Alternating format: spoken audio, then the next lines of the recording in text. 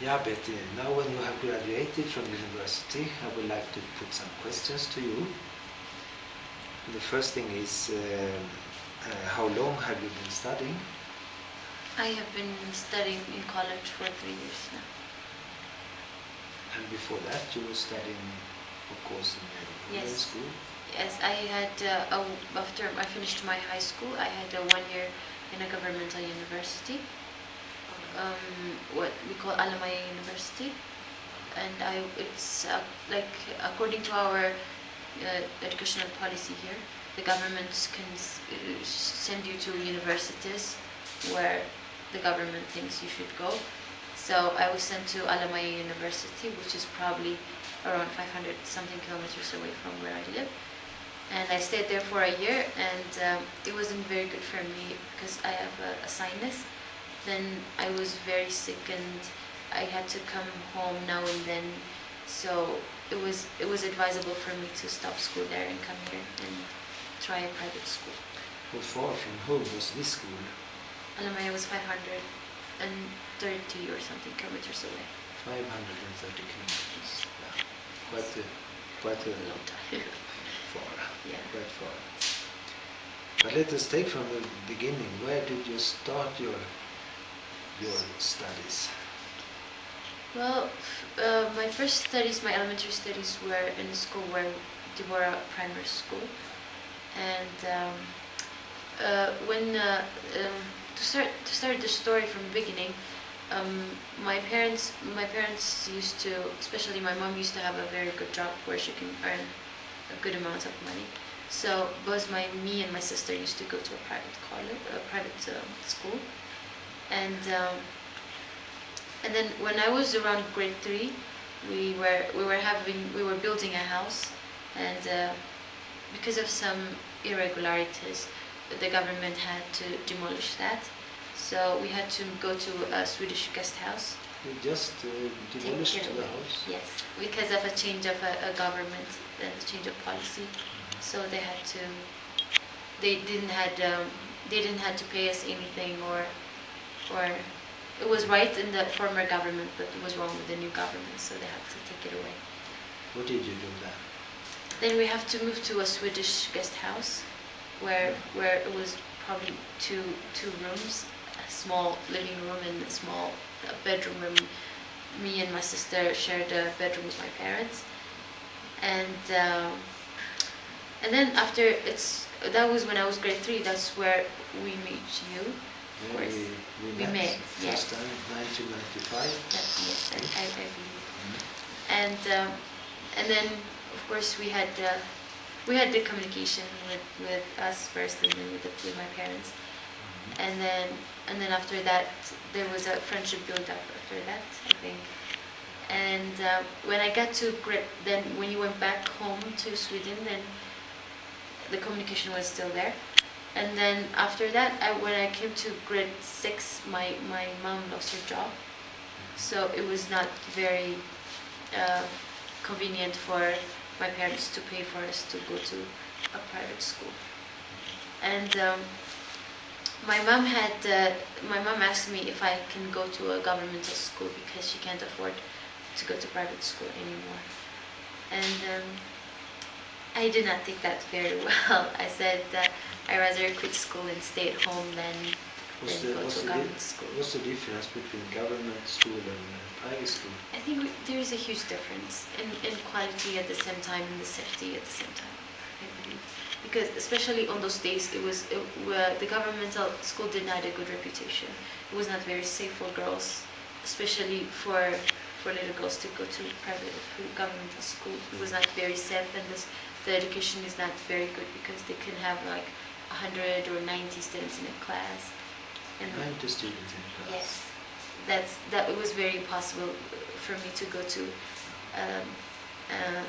governmental school, especially being used to go to a private school. So I said I would not go to any other school then if you don't send me to a private school. So my mom had an idea to write to you of the condition, if there's not anything you can do. Well, I praise God for that because you were very peaceful to be there to help us. So And it was also some contributors who... yes, of course. And well, I think a lot of people stood right by our sides to help us pass the season. And then you said that you can help me with my school, with anything that I want. And that was very encouraging for me. So I got the chance, me and my sister got the chance to go back to private school. Then we studied there. I finished my grade 8 in Deborah school. And then The Bora school, Deborah primary school. it sounds like the Bora project. Yes, I think we got that name from that. And then I had to change school because the school doesn't have more grades than grade 8. So I went to like a church school, what we call Kalahewat Secondary School. And still, you and the other people were very faithful to me, still pushing me to go further in my studies. And I stayed there for 2 years, from my grade 9 and 10 studies. And then Were you already, had you already decided to just to study economy then? no, I wanted to be a politician then. Oh. And Why? I'm not sure, because I think my civics teacher was very good, and we used to have some issues in the class that we should discuss, and I was very interested in policies and governmental issues, and especially about women affairs and things like that. So I always thought that I would be a politician and to work for women or something. And But how come that you don't want to be a politician? I still do. I think You still that do? would be Okay. yes. And then I went to my grade 11 and 12 to a school called School of Tomorrow, and of course again with your help and the other contributors too.